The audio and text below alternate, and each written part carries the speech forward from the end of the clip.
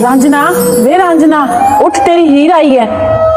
हीरे मैं ते तेरे प्यार च मिठी नहीं सुता सा ते तू इन्नी देर कर दी है।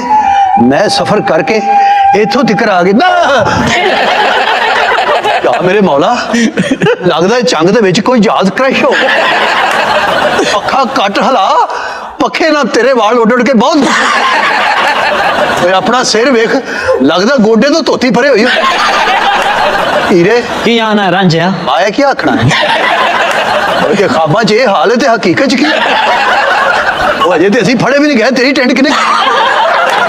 वो हीर ते रांझे ली चूरी कुट के लियांदी सी।